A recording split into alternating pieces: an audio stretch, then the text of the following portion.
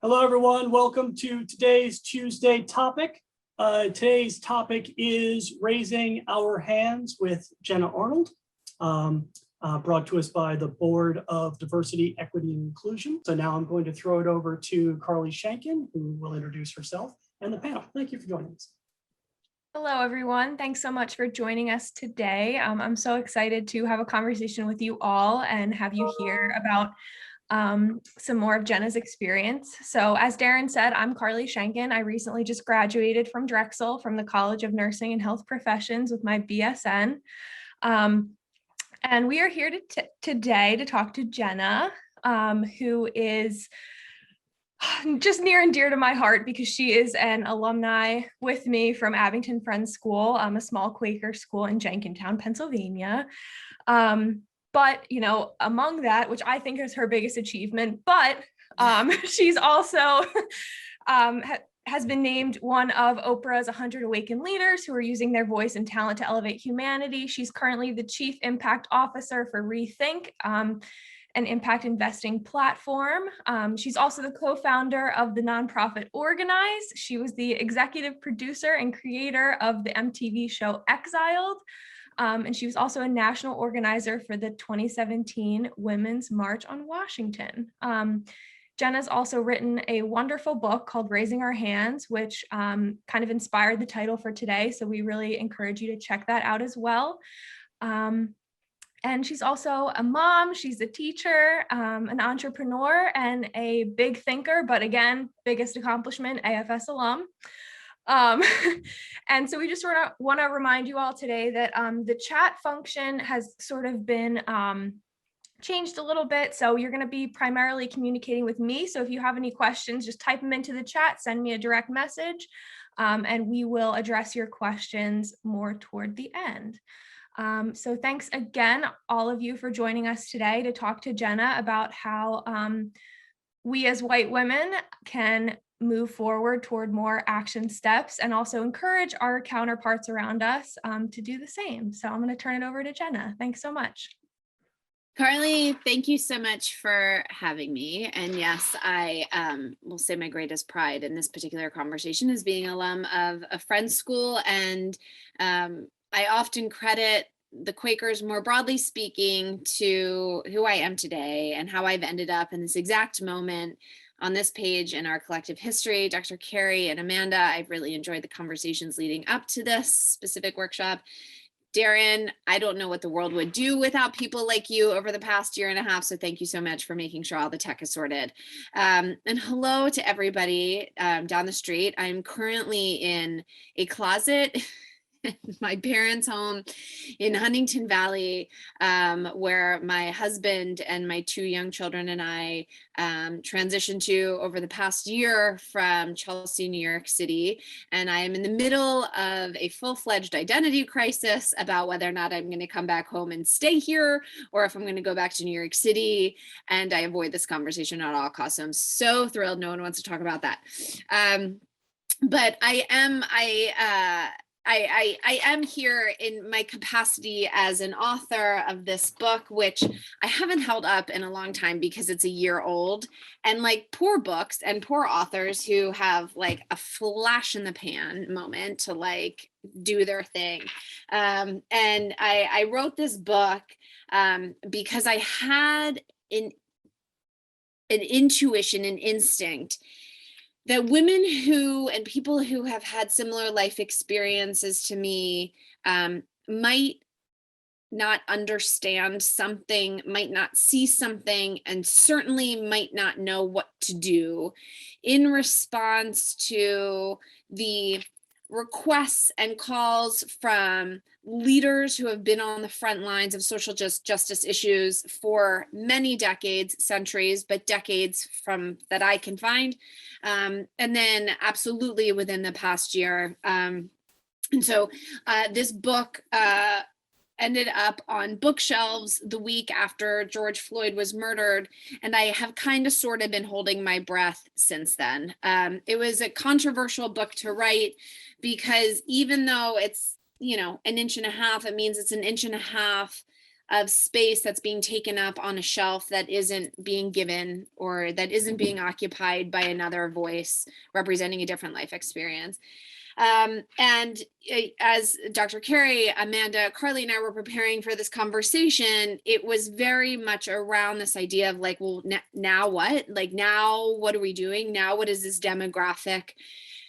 What are white women doing, not doing, going back to their Netflix series and their, spin classes? How are we continuing to hold ourselves to account what it is that we're doing with our institutions that in some cases have built DEI departments and hired amazing talent to push the conversation, have committed large chunks of money, but it's a little bit like, well, now we actually have to do the work, right? Like now we have to mix all the ingredients together and see what's created.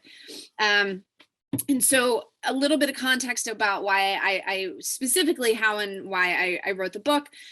I was one of the organizers of the Women's March in 2017. And I remember standing on stage looking out at a sea of pink hats, and just qualitatively, it struck me that many of the folks who were in attendance, it looked like there was a lot of white folk in the crowd. And I was holding what I could visually see with that same statistic that 51% of American white women voted for Donald Trump in 2016, a vote that in my personal capacity, and I guess if I'm the organizer of the Women's March, you know where my politics are, but very much felt like it was in direct contradiction with a value set that that I believed was so familiar or as part of the American narrative. And I was trying to merge that with this sort of comfortable white picket fenced life that I had in the Elkins Park area, going to Abington Friends School, and then marrying that with I'm the eldest of 25 grandchildren. My mom is one of 9, and I was trying to thread this needle with some of her sisters who were responsible for raising me, who had taken me, who really had helped me understand my responsibility to older generations, to the next generation, but had also pulled the lever again, what I felt was in direct contradiction to their values and what it meant, what justice and equity meant. And I finally had that moment of like, oh, Toni Morrison, when I was like, now I get what Malcolm X said when he said white people have to go do work with white people. And when Toni Morrison said, write the books that you need to read. And like in that moment, I like sort of popped up. I was like, oh, where's the organization that's specifically holding mirrors up to the life experiences of white American women across the socioeconomic spectrum and saying, hey, that Full House episode, that Full House television series, hey, that white, wedding dress that you're supposed to have, hey, that, how many kids are you going to have, be it the first question that comes out of people's mouths after you get married. All of the things are part of an American blueprint that has very much kept you in a place that either has given you an excuse not to see and not to ask the hard questions and then therefore be part of solutions, and or has simultaneously sort of created a level of fog so you couldn't see, you couldn't see in ways that have been so clear to so many for so long. So I crisscrossed the country having closed door conversations with American white women, asking existential questions about their relationship with the country, their relationship with themselves, their relationship with their legacy, their relationship with their future, and then certainly in the past year, their relationship to language, be it ally, activist, accomplice, advocate, white supremacy, patriarchy, racism, anti-racism, anti-Semitism. And it's been a fascinating journey, a heartbreaking journey in all of the ways that so many here would be like, no duh. Definitely threads of hope woven throughout this that I'm still a little bit having a hard time wrapping my arms around, because in this exact moment, like on this page in our history today, I'm definitely sitting here a little bit discouraged because of the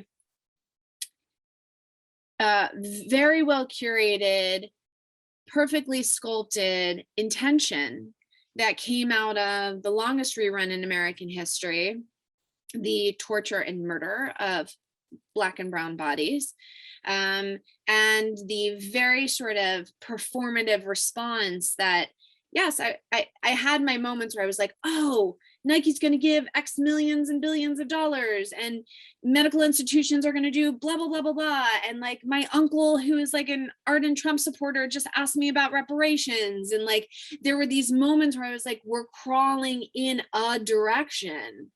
And in this exact moment, I feel like we've totally flatlined. And I see Dr. Carey shaking her head. I'm so relieved that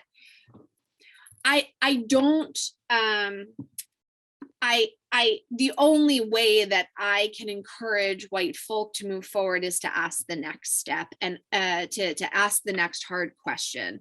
And there's a couple of very like tactical things that I might be able to offer this specific community. I've spent no time at the bedside. I've spent no time really in medical institutions. I founded this organization around solving the organ donation crisis, but I like did that from like my WeWork cave, and I wasn't in hospitals, transplant rooms. And one of the things that I've always found interesting is my mom was a nurse at the University of Pennsylvania, and she now lives abroad. And one of the things that she's always talked to me about is like the challenging dynamics as a nurse, particularly when you're on the cuff trying to care for somebody, when you're trying to save somebody's life, when you're trying to help somebody preserve and own their own dignity in a state of desperation and extraordinary vulnerability, and how juggling the system and the rules, juggling all of the dynamics of any given society. And it's clear to me that she still wrestles with it in such deep ways without a lot of clarity on how to move forward. And I think one of the fascinating things about this time is that a demographic, and I can only speak to my very specific life experience, but there's a handful. It's certainly not zero, and it's also not 100% of us white women are showing up wanting to do some level of work. And that work is now at the 201 level, right? The past 101, the past year, it was, what's the podcast? What's the book?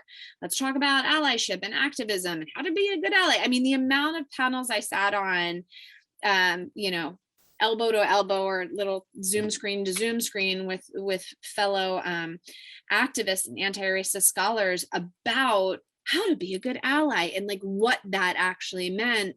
I happen to be in a moment in time where I just think language is not working. I'm done with all the fancy language. In fact, I was just interviewing a politician 2 hours earlier, and they were talking about housing justice and inclusive development in terms of trying to avoid gentrification.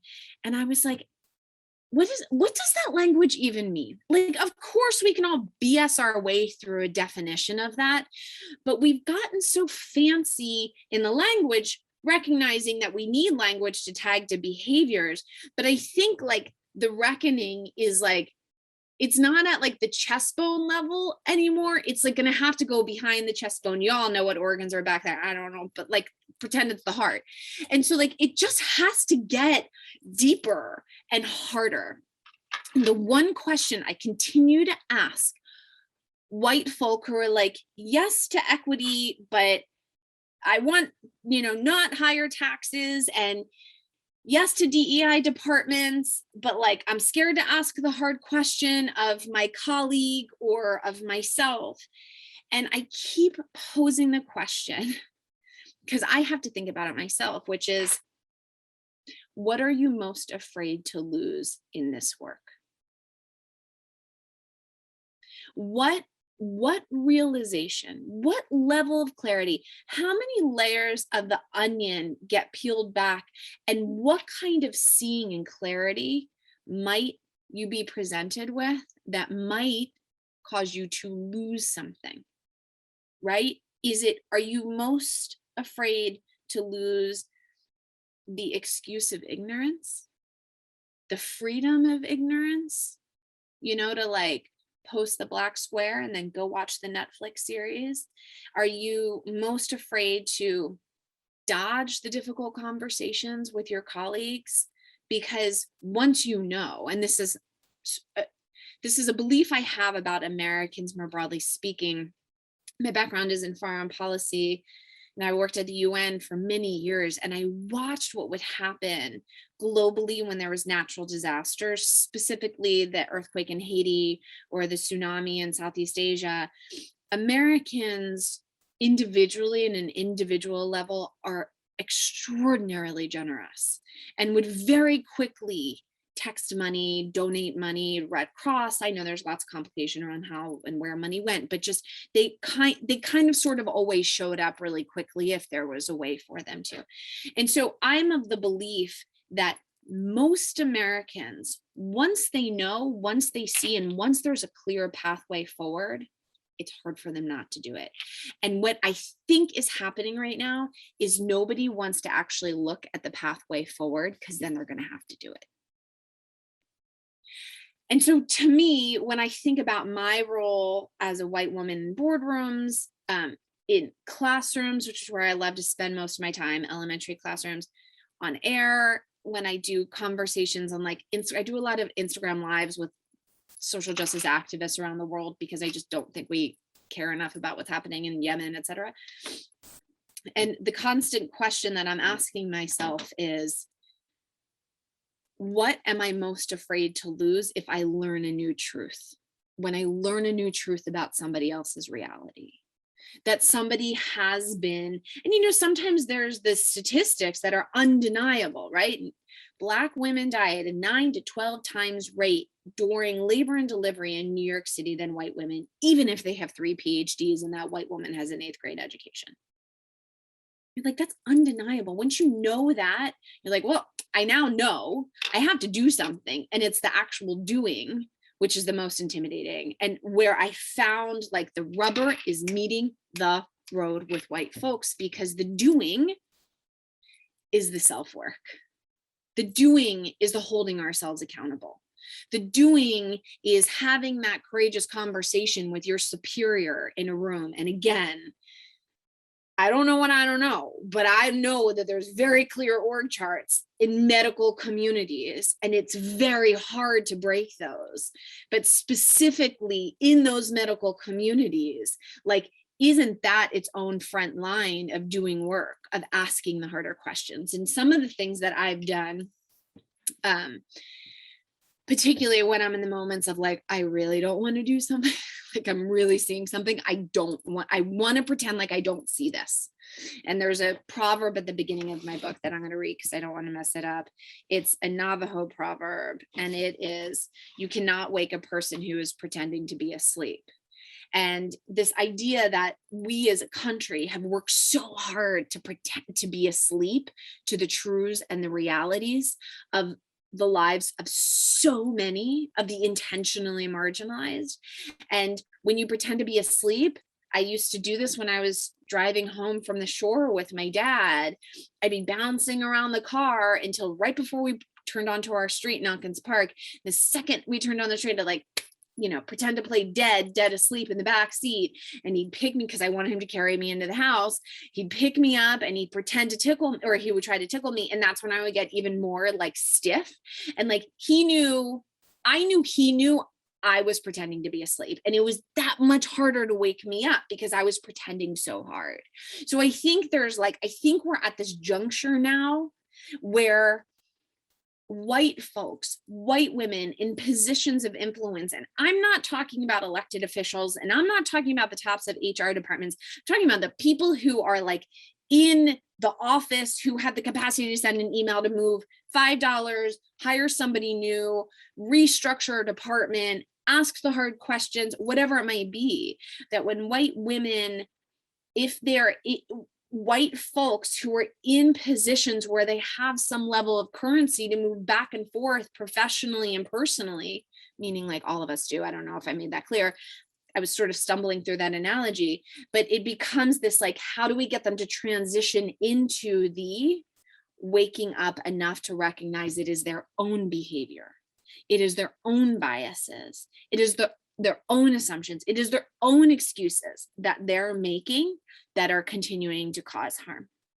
And the problem is like, I can say that and people are like, but I don't actually know what mine are. Like, I don't know what my biases are.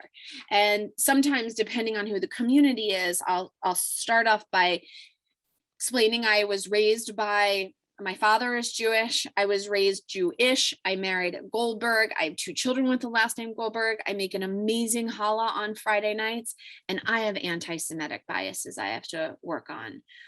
I definitively have racial biases I have to work on. I have biases against blonde hair girls who wear glasses, who have, wear frumpy sweaters that I have to work on. This idea that you see it in the critical race theory conversations that are happening, which, mind you, Fox has mentioned critical race theory 1,900 times in the past 3 weeks. I have yet to see anyone accurately define it. So this idea of like, and a lot of the conversation now, which I heard a little bit in the beginning of this chapter, however, I'll leave it for the scholars to define in 25 years from now, like what just happened this past year. But for the sake of sort of putting a marker on last April, May-ish, I heard a lot of folks saying then like, oh, well, do you just think all white folk are racist? And then it kind of, that question didn't happen for many months. And now I'm hearing it again. Like, oh, well, you just assume all white folk are racist if you're saying critical race theory has to be da-da-da. And the truth is like, once we all embrace the fact that we have loads of biases, including racial biases, xenophobic biases, anti-Semitic biases, bias against people with disabilities, like the whole thing, that's how our society is structured, that's how our brain is structured. There's so much more freedom to sit back and play goalkeeper instead of sitting in a place where you're pretending not to be. Right. So once you kind of reposition yourself to say, oh, I certainly have all of those things. And my job is 1, not to perpetuate them to the next generation. 2, to not let them surface in ways that cause harm that I can't see. And 3, if they do, to find it, organize it, figure it out, hold myself accountable, absorb best practices around it, and tuck it neatly in some compartment in our head so we can see it come back out. And then we can put it right back. Because this idea that there's going to be like some book, some podcast that's going to wipe it all out. Like if there were a pill, people, I would have taken it. Like I would have done the work to purge myself of the stuff that I'm not proud of. But what I found in this work of saying, okay, I have biases and I'm not quite sure where they might exist. Even saying that is like a huge relief to me, because then I can sit in more of a place of I don't know-ness, more of a place of gray, of not having to perform. I actually know what I'm talking about at all times, which I have a feeling might happen a lot in medical communities when it feels so scientific and fact-based and binary, where like it is or it isn't. It's, you're Republican, Democrat, you won or you lost. This is the cure, this isn't the cure. Like there's just, we live in such a binary state. Our politics have absolutely proved that. And to move more into the gray and to say more freely, I don't know, is an extension, an invitation to somebody else to also be vulnerable and not know as well. Because I think the space that we have to be in this moment is accountability, and more accountability and even more I don't know-ness. And that I don't know-ness, sometimes when I see people say things that I don't want to deal with, not that I don't want to deal with it, but when they say things that I believe are causing harm that traditionally I would have like pretended not to hear and like checked my phone or something, I'll lean in with a, hey, you said something that I'm a little confused about. Could you just clarify what it is that you just said? Oh, that's so interesting. Where did you, help me understand how you got to that conclusion. I used to think that way too. And then I realized A, B, C, and D. I could be wrong, but I realized A, B, C, and D. And this is how the state of the world adds up to me, right? Like I was debating with a Fox anchor on Instagram, on my Instagram live. And I say that because it's not a plug, although it's an interesting conversation should you be interested in watching it. But she is a Fox correspondent who isn't told what she is and isn't allowed to say, but also is very good at sort of splitting hairs. And we were having this conversation about the incarcerated. I'm just broadly saying the United States has more people incarcerated. We represent 5% of the world's population, though we have 25% of the world's incarcerated. And she came back and she said, oh, but what are you talking about? Define incarcerated. Are you talking about inmates on death row? Are you talking about people who are on probation? Are you talking about people who are currently being sentenced? Like, there's so many different nuances to all of it. And sometimes we have to get into the nuance of it. And sometimes we just have to stay at 30,000 feet and just broadly, say, I have a really hard, that math doesn't work for me. That math doesn't work for me when it comes to the amount of lives that we lost from COVID.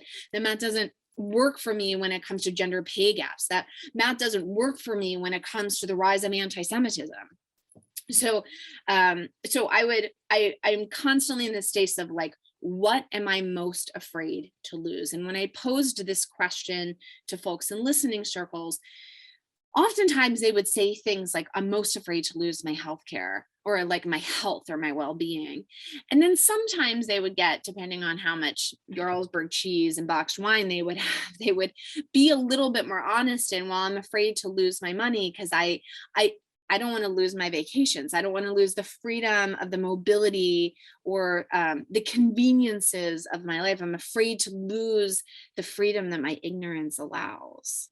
And that's where I think we are right now, which is like, I think everyone has like the basic definition of these words and this language that is totally futile, right? Like absolutely futile. I do not think language is keeping up with this.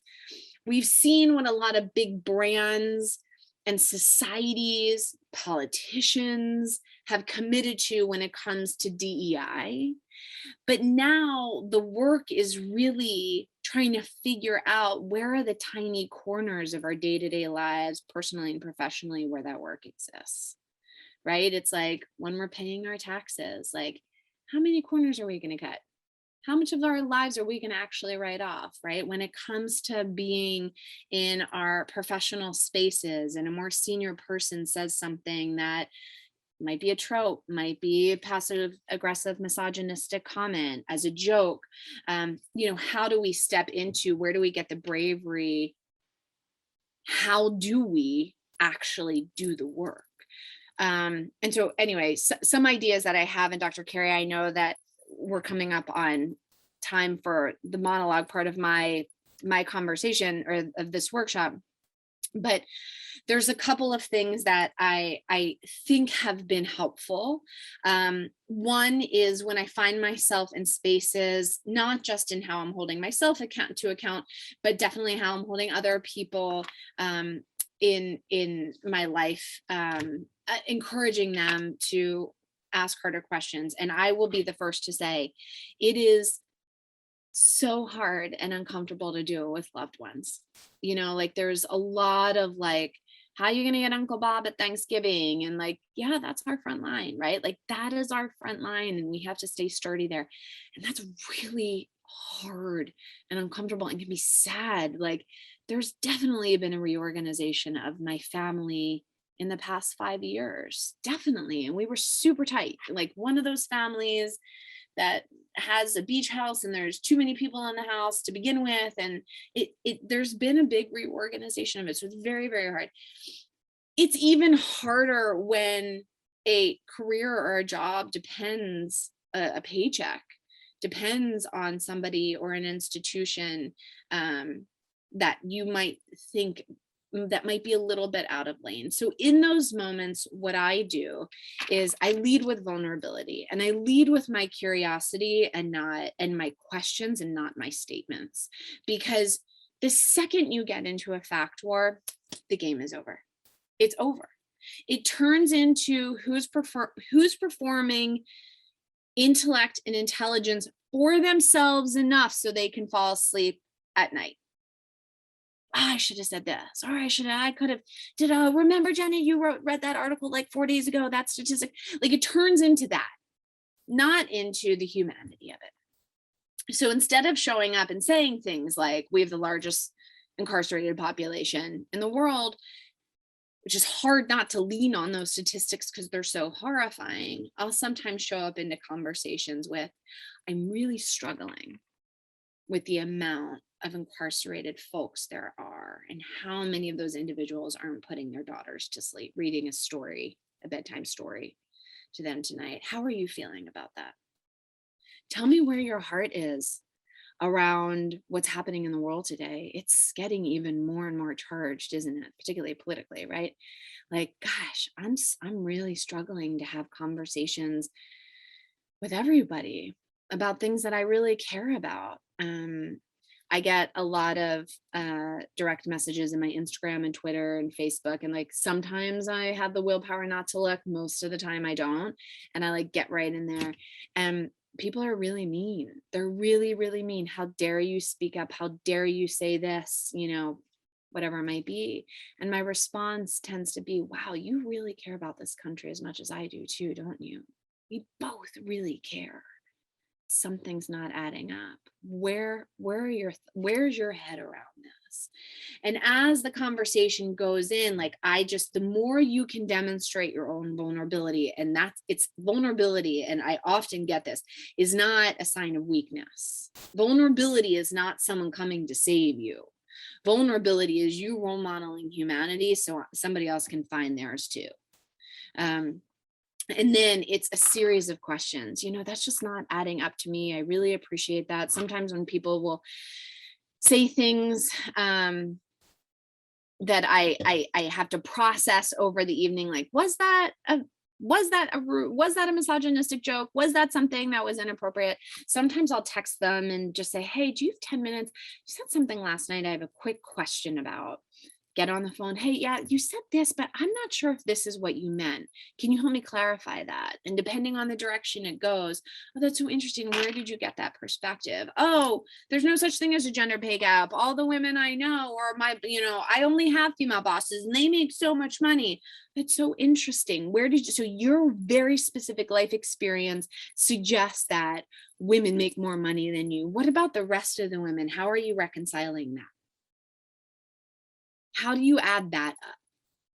Because at some point there's a level of like, I don't know, like there's just like, I don't know, like even with like tax code experts, like I love this. People who write tax code for the government, there's not like that many of them, but let's pretend there's like 100 of them, like really senior people who, most of them are like, we don't get it. Like our tax code is so confused and so hodgepodged over so many decades with so many rules and like most of them don't know. And it's a little bit like that for most subjects. And that's why if we can pull ourselves into the I don't know-ness, I don't know where my biases are, but I know I want to go keep and catch them. I'm certainly going to mess up and likely cause harm again. I don't know when that's going to be, but I'm going to extend myself the dignity and the self-worth to absorb and take those notes so I can show up better, more humble, more graceful, so I can continue to stand on that front line of justice. No one wants to be corrected. I don't want to be corrected. Even when like my 6-year-old comes in and is like, Mom, you said this, and now meow, meow, meow. Like, I'm like, right? We don't know when we're going to mess up next. Most people don't know so much about the state of our world, and moving into a place of humility is really important. And then as you extend that humility to yourself, that freedom of being in the constant learning crouch, I would invite you to invite other people there too, particularly when they might be doing something or saying something or acting in ways that could cause harm. Hey, I don't know if this is the best strategy forward. Hey, I don't know if the tone that you used when you had this conversation with somebody of a different gender, of a different race, or a different socioeconomic or a different disability or whatever it might be, I don't know if that might have caused harm or made them uncomfortable. It's just a thought that I had. I think it's worth just thinking about. A lot of I don't know-ness, a lot of gray, move us all right back into the middle. Dr. Carey, I don't know. Speaking of, I don't know, I think I went too long. You did not go too long at all. So I want to thank you for your presentation. I know we have a wealth of questions, so I'll do your round of applause this way. But what I wanted to also do is sort of give, first of all, I appreciate that you gesticulate like I do when you talk. I was all in, I was like, oh, look at her go. Is that what I look like when I do that? People tell me, you were moving and I was right there with you. So all those gestures I greatly appreciate. And also you were speaking with such visualizations, and that really helped us to kind of ground where you were. See, here come the hands, but that kind of helped to kind of ground where you were when you were giving your presentation. So just allow me a minute to sort of highlight what I gleaned from what you were sharing. And then I want to get into a question that I have. And I know that Carly probably has some, and I see some of our board members that are present. And perhaps if you haven't typed them in to Carly, maybe you might just want to raise your hand or come off mute, whatever makes it most comfortable. But when you first started talking about, you know, what am I most afraid to lose when I know about others' reality? And then I started writing, you know, and when you're talking about the doing, and I think that doing piece is part of where CNHP is, right? I think we're trying to get more and more awareness, but that doing piece, I just came off of this major curriculum vision committee meeting, and we're talking about all these recommendations, or at least all of these approaches that are going to lead to recommendations. And we're hoping it's going to lead to the actual doing, right? You talked about the self-worth, the courageous conversations you had mentioned too, Jenna. And I think even in our prep talk in our meeting last week, we had mentioned about the courageous and the dangerous and those kinds of conversations that are definitely necessary. The analogy that you gave about pretending to be asleep, that's just phenomenal. And, you know, it is true, you know, and children do that, right? So it's because they want an outcome that they know that feeds them. And if that nurtures them in a certain way, you're going to do it over and over and over, or if it meets your needs as an adult, you're going to do it over and over. So I really appreciated that analogy. When you talked about realizing your own biases, right? Because we all have them, right? I haven't met someone who has one bias. So I think that definitely is a plural. And then when you said playing goalkeeper, right? I've been watching a lot of soccer lately. Me A lot too. of soccer. My nephew plays for DC United. So, you know, so I'm watching a lot of soccer, and now he was just called up for the men's national team, whatever that's called. Wow, that's a big deal. Yeah, it is a big deal. So I've been watching a lot of soccer, but yeah, the goalkeeper, right? Keep everything out at all costs, right? Whether it means you're extending an arm and a leg, hitting it, punching it. So I really like the goalkeeper.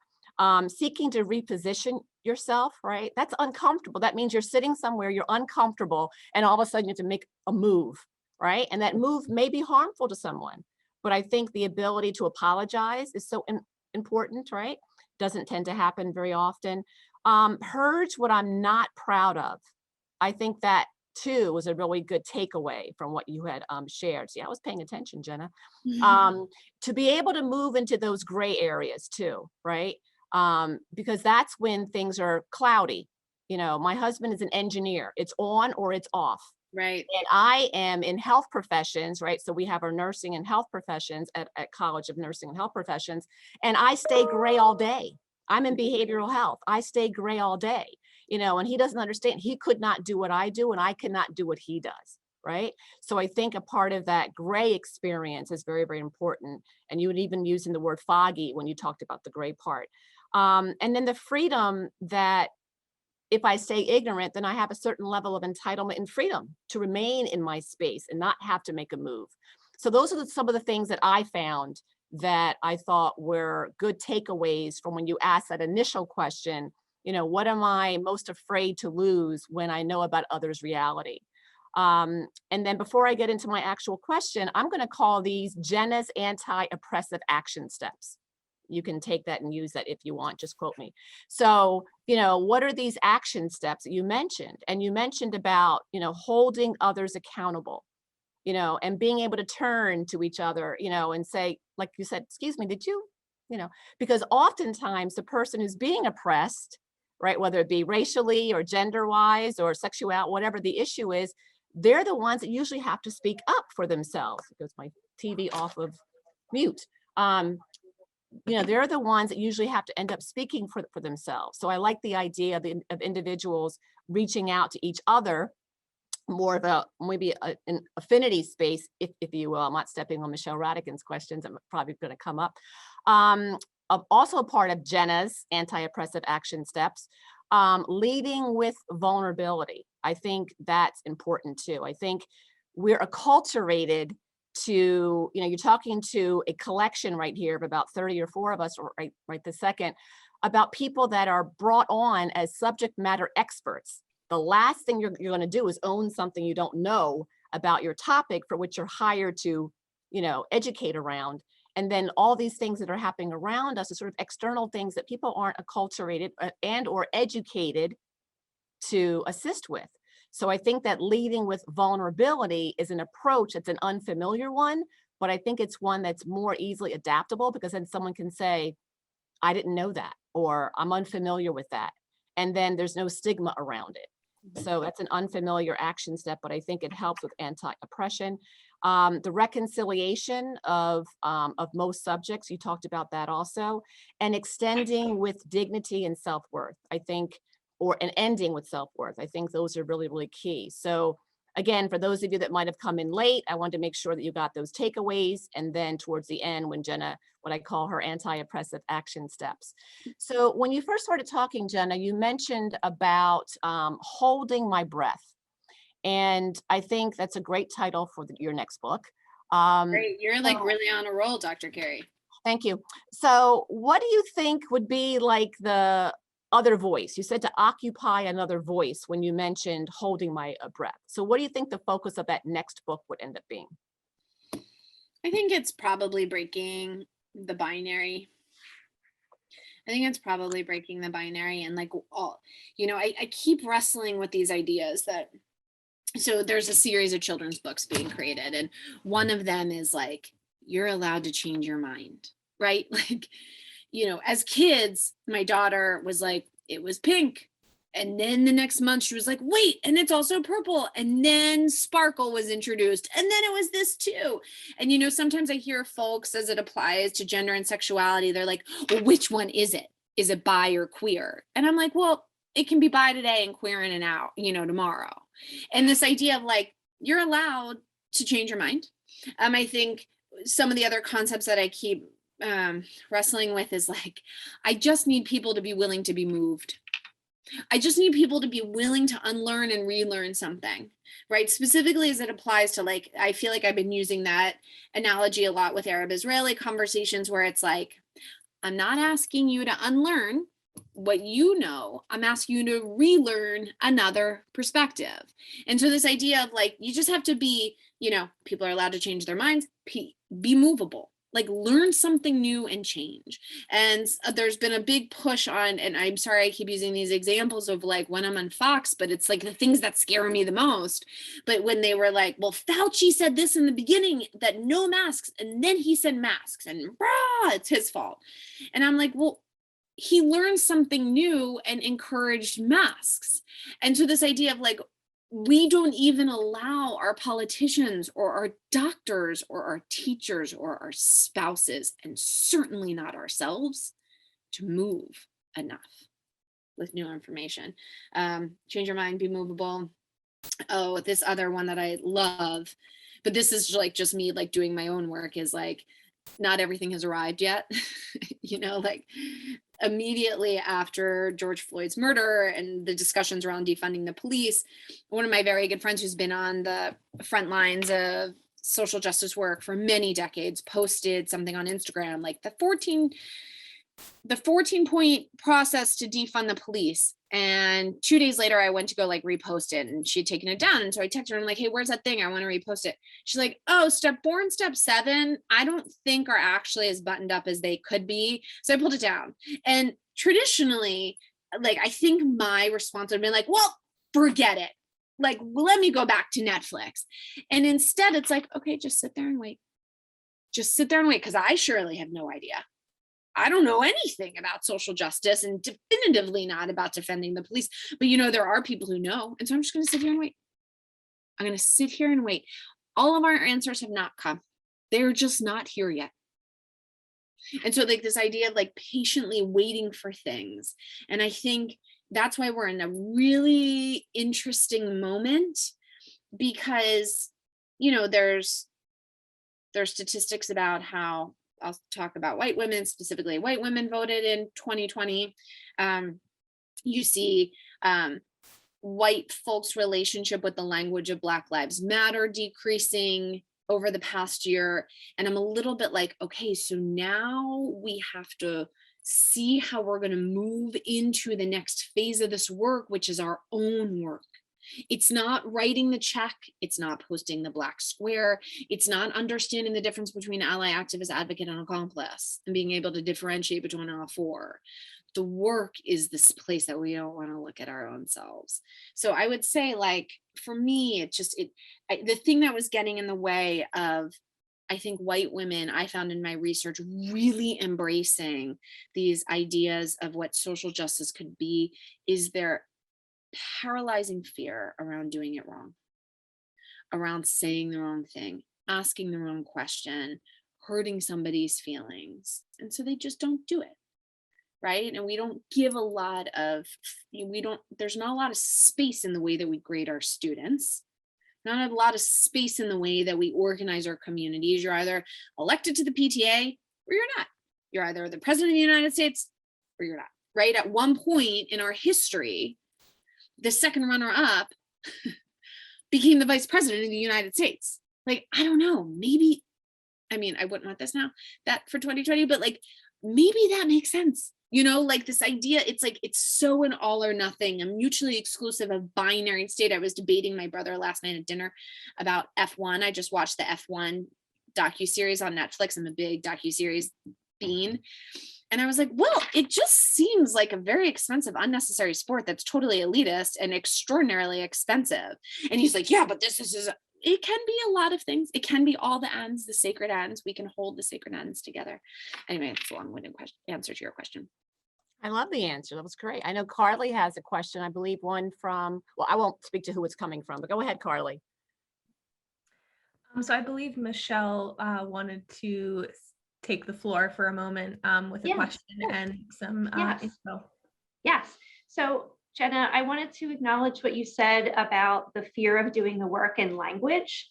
And so one of the things that I've been working on for the past couple of years is white racial affinity groups in the College of Nursing and Health Professions. And one of the things that I notice is people getting stuck on the language, like, oh, it's called a white racial affinity group.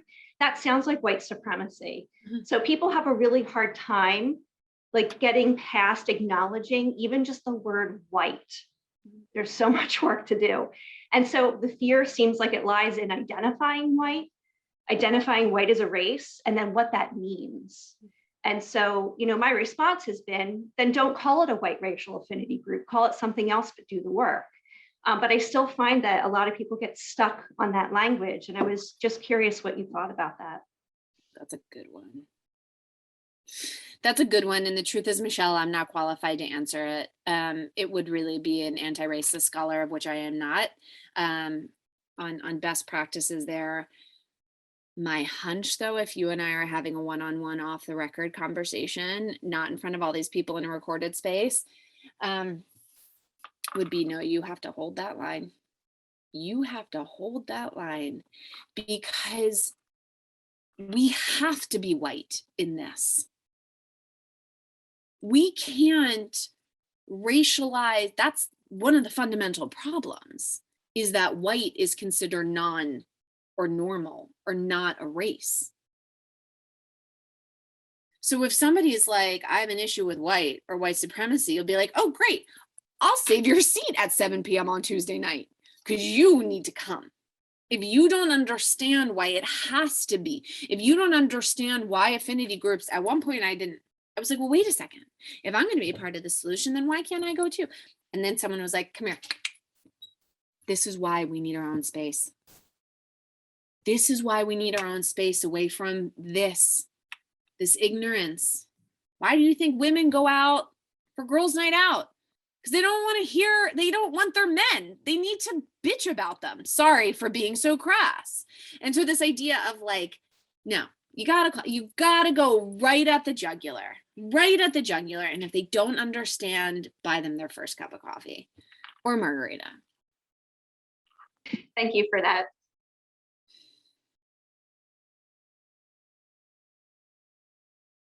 Great. Carly, did you have any other questions that came to you? Thank you for that, Michelle. I didn't have any questions that came through the chat, but I would really encourage anyone who has a question to unmute yourself, considering we don't have a ton of time. But if there are no questions from the group, I can ask one. Oh, Carly, there are definitively questions from the group. People just aren't Yes. asking them. That's right. It's hard. It's hard. This is Rolling really fast to see if anyone has their hand up. This is a tough conversation, so I think we should acknowledge that. But please, if anyone feels comfortable, also if you feel more comfortable typing in the chat, I'd be happy to read it out anonymously. That's all good too. So. Oh, I see a hand. Roberta? Jenna, this was fantastic. Your enthusiasm and your energy are infectious, and I just want to thank you for that, because thank you, Roberta. I wait now to go grab your book and read Oh, thank you. Not too long ago, we had a neighbor who posted something that was not very nice in his own car, and he does this often. So he has a comment about something and he decides to write it, and then he'll put it in his own car. And it's usually completely directed at somebody, because then he goes and parks his car in front of the person he's directing the message. Wow. And it's terrible. And so he directed something recently using the word homos in his thing. And we had put a gay pride flag out for Pride Month. And my son is gay, and I know that he did not direct it specifically at my son.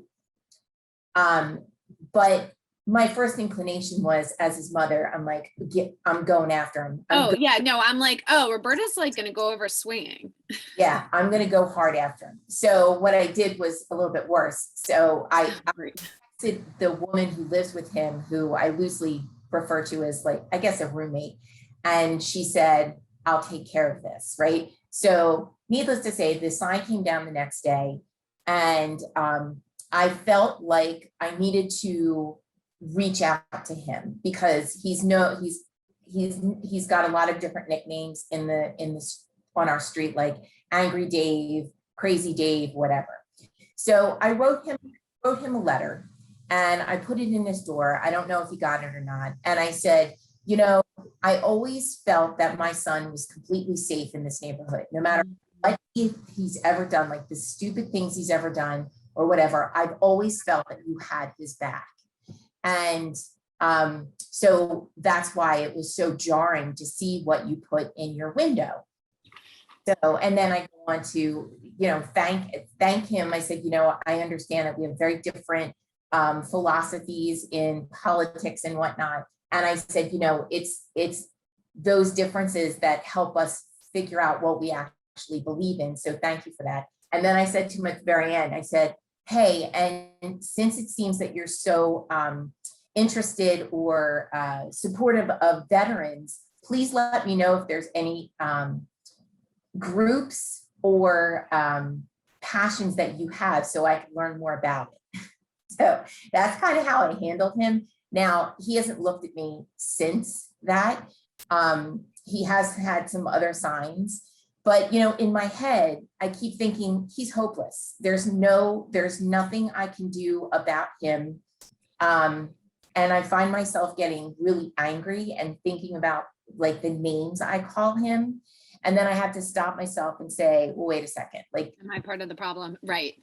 Yeah, right. Yeah. So I guess I'd be curious to know, like, how do you stop yourself, right, from being so, especially in the politically charged arena we're in right now? Like, how do you go? Because I sometimes go 0 to 60 in 3 seconds. Listen, I mean, all right. So in the interest of time, Roberta, the answer is, like, yes to all of it. There are moments, particularly when I'm going up against my uncles who, like, find my work cute. I stumble, I cry. I'm like a mess. I can be a mess. And but I get that from the other people too, right? Like, what do you mean? Like, what's happening at the border? It was actually Obama's fault. Look what, like, and I'm not losing my mind about what's happening in the border like I was June 2017. I'm not, right? So I'm a little hypocritical in this moment. And they're as like vicious and furious at me. And so there's a couple of things. One, I think what you did seems like it probably worked. I'm not surprised he couldn't look at you in the eyes, because one of the things, and I'm only going to say this once because it can be really hard to hear, and it's also a shitty truth, which is Dave really is hurting and hates himself probably a lot. And so when you extended a little bit of love and vulnerability, he didn't know what to do with that. He didn't know what to do with that, right? And we can't ever make excuses for people who are intentionally causing harm. And the other side of it is there's a lot of self-doubt, and I'll call it the H word, like the hate word in there. And like, I got to hurt someone else so that I don't have to look at the harm I want to cause myself. You know what I mean? It is it is a cycle of fury. And so I will say, like, I don't do this gracefully all the time. It's much easier to talk to all of you. You're all strangers. You don't know my baggage, right? You don't know where I've messed up. And I applaud you for stumbling through it. I don't, the test of time will tell us whether or not Dave has made the turn, but that's the right thing to do, right? I would say that, like, if it's much easier for me to go to a stranger and say, hey, I'm feeling really scared. How about you? How are you feeling right now? Right? I mean, I don't think I could do that with my uncle.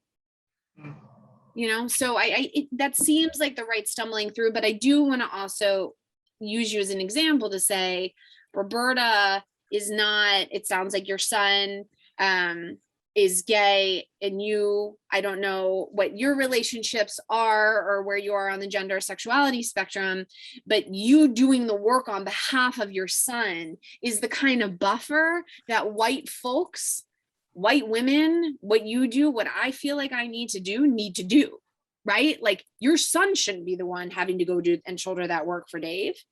That's our work, right? Preferably out of your son's gaze. That's the work. Those are the front lines. And it's in our cul-de-sacs. It's in our hospital rooms. Yeah. It's not in the Oval Office. Like, I mean this seriously. Like, this is why, like, the time is now. It is not our elected officials' responsibility. It is with the Daves in our lives, in our personal, our professional lives. It's the work. Thank you. This is amazing. And I know in the essence of time, I always like to honor everyone's attention because it seems like hardly anybody dropped off of this conversation. So that's phenomenal. I want to thank Jenna for raising your hand today, right? I think that you lifted that level of fog. I think there's so much information that you left people with. This is recorded on purpose, right? So we can go back and sort of now take it tit by tit by tit to figure out what they can probably glean from this. And I didn't forget about your white picket fence either. So that's still something else we can probably dialogue about maybe in the possible future. I see Duke laughing at me. I don't miss much, Duke. So I just, go ahead. I have one final response that I wrote down that I realized I didn't say.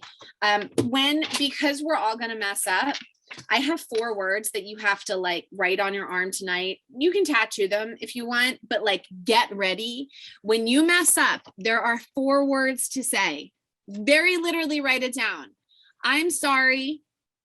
What else? Not I'm sorry, that was a joke. Not I'm sorry, you misinterpreted me. Not I'm sorry, that's not what I meant. It's I'm sorry. What else? Is there anything else you need to tell me? Because there probably is, right? When my husband comes home 15 minutes late, I don't want to hear about the HR, the email, the da-da-da-da-da-da-da. I want him to say, I'm sorry, what else? So I can be like, the kids aren't in the bath yet. The dishes aren't in the dishwasher. Get right back to the work. I'm sorry, what else do you need to tell me? And then I also want to say that, there are a spectrum of responses that we owe this work. Sometimes there's the non-life-threatening poster in a car dude that has to be taken care of like in the next like 12, 24 hours. Sometimes there's the moments where it is bearing witness, holding up the phone camera to law enforcement as they pull somebody over. Sometimes, you know, I don't question whether everyone on this Zoom would jump in to help save a drowning child. Like, I just know that everyone would. So there's a spectrum of our responsibility. And sometimes people are like, I don't know when to say what and how. And it's a little bit like, well, if it's words that have, if it's a little bit like, you all will appreciate this. I've had to call 911 twice. And the other 7 times that I didn't, I questioned whether or not I had to call 911, but those 2 times I knew I had to call 911. I knew those people needed help instantly. I didn't even question it, right? So, you know, there's like those urgent moments where like you see the woman in Central Park calling the police on a bird watching Black man who's doing nothing. Like, you are pouncing instantly. And then sometimes there's your boss made a thing and said a thing and and you need to deal with him in an hour or 2 days later, but like, you can't let it go. Like, you gotta, so I just want to say, when you mess up, I'm sorry, what else? And there's a spectrum of responses, and just put your finger on the temperature of what it is. And you'll know, particularly in an emergency, but the key is to not let yourself off the hook. You still Excellent. have to come back. Those You are still have great. to do the work. Those are great, again, visuals to leave us with, especially since you're talking to nurses and health professions who understand spectrums. Right, right. So I think that's a very good way. So on behalf, or as chair of the Board of Diversity, Equity, and Inclusion, Jenna, thank you so much. Carly, thank you for inviting Jenna. It may not be once and done, because I still have a lot to talk to Jenna about. So perhaps we'll have to invite her back at a future point. And then thank you for all of you for attending today. And if your peers didn't make it, tell them to watch the recording. I have a feeling that we're going to be using this as a jumping off point for other conversations. So good night, and thank you for attending. Thank you, everyone. Take care.